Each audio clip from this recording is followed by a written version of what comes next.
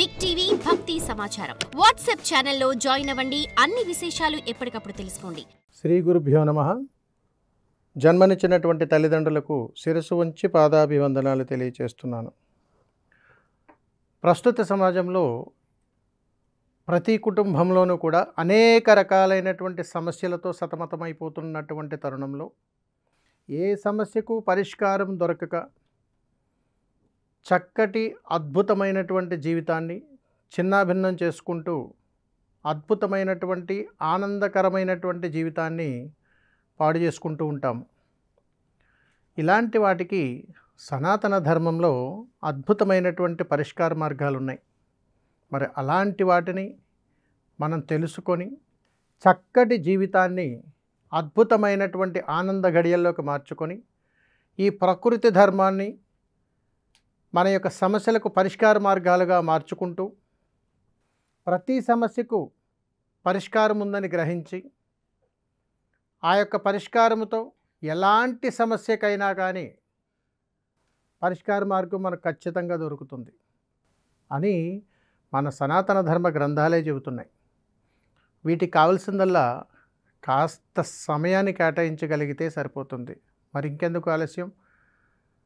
ఈ సమస్య పరిష్కారంలో అనేక రకాల సమస్యలు, వాటి యొక్క పరిష్కార మార్గాలు ఇక తెలుసుకుందామా? మరి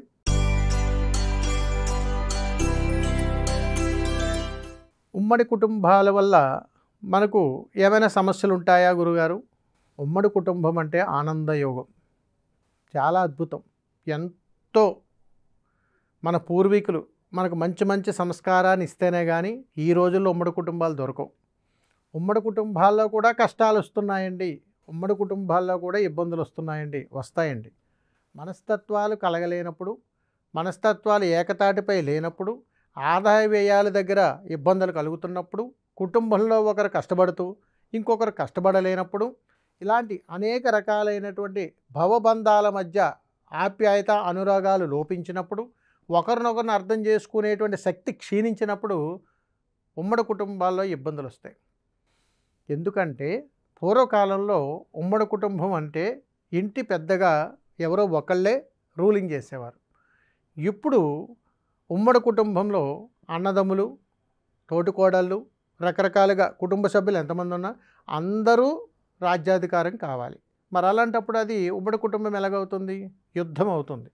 అందుకని ఉమ్మడి కుటుంబం వల్ల సమస్యలు రాకుండా ఉండాలంటే ఉమ్మడి కుటుంబంలో ముందు ప్రేమలు, ఆప్యాయతలు, అనురాగాలు, పూర్వకాలం నుంచి ఉన్నటువంటి మనుషుల యొక్క సాంప్రదాయ విలువలు, నిత్య దీపారాధనలు, పూజాది కార్యాల పట్ల సంపూర్ణమైనటువంటి అవగాహనలు, ఇవన్నీ ఏ కుటుంబం పట్ల అయితే ఉంటాయో ఆ కుటుంబంలో ఎలాంటి సమస్యలు తావెత్తకుండా ఉంటాయి.